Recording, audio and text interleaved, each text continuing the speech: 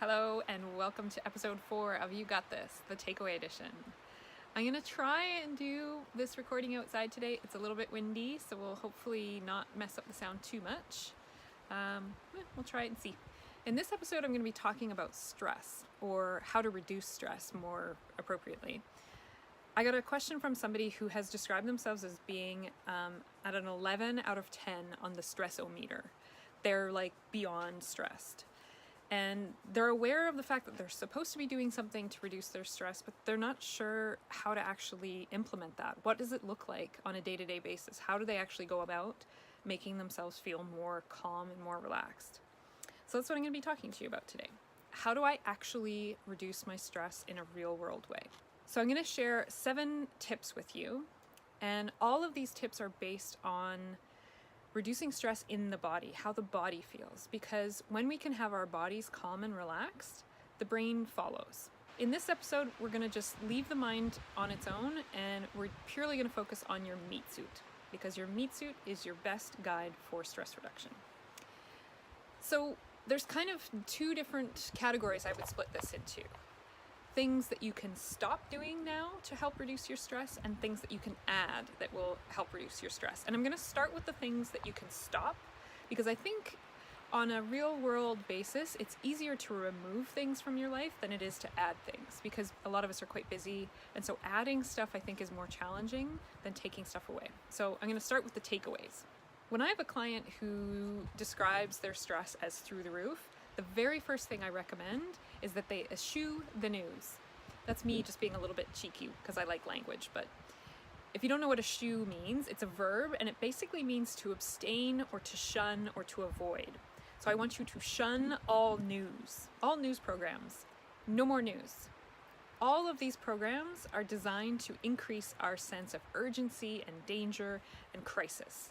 The tricky thing about our bodies is when we watch something that's upsetting or alarming, like the nightly news, our bodies believe that whatever we're watching is actually happening to us right now. And so what the nightly news programs end up doing is keeping us in this chronic state of fight or flight. So number 1 thing, eschew the news. Go on a news cleanse. Commit to 1 week, no news. And some people find that this is really triggering and alarming. They can't imagine not being able to watch the news. Believe me, you're not going to miss anything. If something major happens that you need to be aware of, someone's going to let you know. And if you feel like you absolutely, for your work or whatever, you have to stay up on current events, then read a newspaper. No televised news, no video news. So that includes anything on social media. 1 week, try it for 1 week and see how it affects your stress levels. So that's the first takeaway. The next thing I would recommend is to stop skipping your breaks. I had no idea. I'm a person who really loves to eat and who needs a lot of quiet time to feel even moderately sane. But there are a lot of you out there who don't take your breaks at work. And I gotta tell you, this really contributes to feeling super stressed on a long-term basis. Our bodies are not built to go 8 hours without a break. And some people say, yeah, but I've got too much to do, or I really need to impress my superiors, or, it's expected of us. Well, I'm here to tell you that there's been a lot of research done around this, and people who don't take their breaks at work tend to be poorer decision makers, they're less creative, and they make more mistakes. So do your career and your stress levels a favor and commit to taking your breaks. Even better, if you can take your break outside, get a change of scenery, walk around, get some oxygen to your brain, breathe in the fresh air, take your break. The next thing that I would recommend you take away is a little bit of caffeine. A lot of people say stop drinking coffee altogether. I think that that's a stressor all on its own. I'm not a coffee drinker, but I'm a tea drinker, and if somebody said I couldn't have any tea, forget it. No, that's just gonna make me more aggro.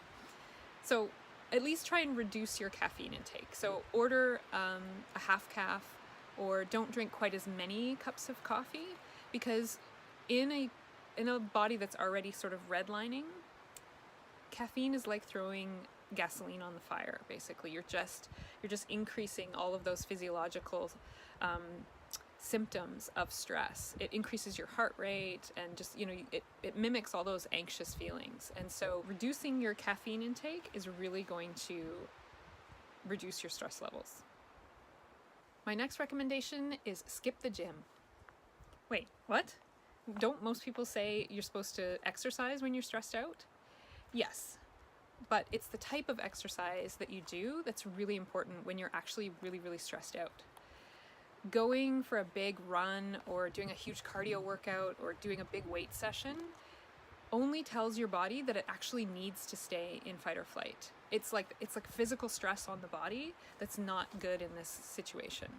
I do recommend exercise, but you want to think about something that's more relaxing and calming, but nothing that's going to really tax the body. So go for a walk with your spouse, go for a bike ride with a friend, you know, go for a leisurely splash in the pool, something that gets you out and gets you moving your body, but doesn't tax your system. So the next thing I would recommend that you stop doing is committing to things that you don't really want to do. I call this getting your nope on.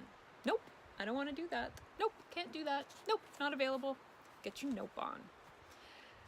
It was crazy to me when I noticed, again, with these chronically stressed out clients, these ones who were coming to me just like, oh, I can't take another second.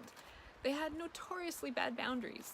And believe me, I get it. As a former people pleaser and a recovering perfectionist, I understand how hard it is to say no to people.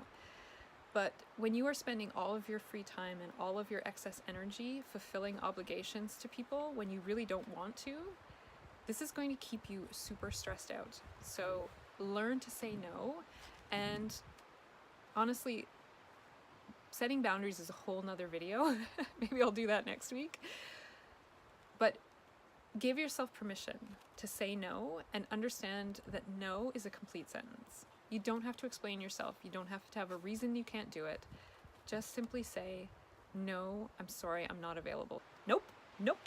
Get your nope on.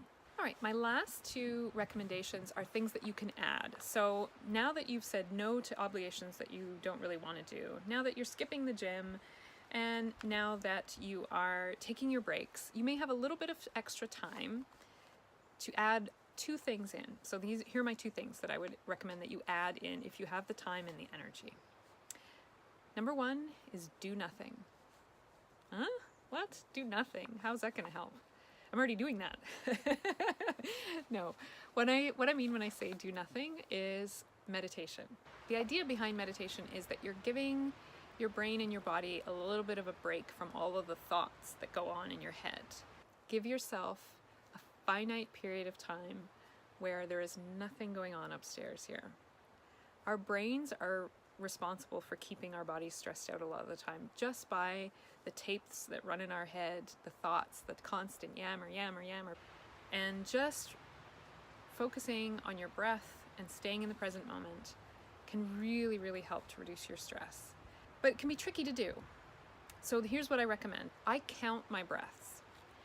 I count 1 on the in-breath, 2 on the out-breath, 3 on the in-breath, 4 on the out-breath, and I make it a game. I see how high I can count before a thought comes in. And sometimes, 1 on the in-breath, I wonder what I'm gonna have for dinner tonight. Ah, damn it. Okay, 1 on the in-breath, I start again. And then, see how far I can go. Sometimes I can get to 4 to 10. Usually if I get to 10, then I'm like, oh my God, I got to 10. And that's a thought, so I have to start again. But that's what I would recommend. Set your timer for 5-10 minutes and enjoy doing nothing. The last thing that I would recommend you add in, if you want to, if you have time, is to take a bath. And I'm not talking about the Calgon, take me away, basic B kind of bath. No, This is a kind of bath called Shinrin Yoku. And Shinrin Yoku is Japanese forest bathing. And the idea behind it is basically you go and you spend some time out in nature, particularly in a forest. Even just using tree-scented essential oils can really help to reduce stress levels. So if you aren't near a forest, put some cedar or some fir essential oil in the diffuser and just breathe in those essential oils. Can be kind of like a cheater, Shinrin Yoku. So yeah, go out and spend some time in the trees. I'm lucky I'm very fortunate. I live in the most beautiful forest, and so I get a tree bath on a regular basis. So that's what I would recommend. If you want to reduce your stress in a real world, I can actually do this kind of way. Eschew the news, take your breaks, cut down on your caffeine, skip the gym, get your nope on, do nothing, and take a bath. So that's it for this episode of You Got This, the takeaway edition. If you liked what you saw, then please follow me. I've got a YouTube channel and my Facebook page, Jude Temple Life Coaching. If you have any questions that you would like me to answer on an upcoming episode, please let me know. You can leave them in the comment section below, or you can email them to me at jude@judetemple.com. All right, thanks guys. See you next time. About stress reduction. Believe me, if you could hear in my head. And here comes my family. From a person who's describes themselves as see if that one makes the cut. Excuse me, little burp. Hi family. Oh fuck.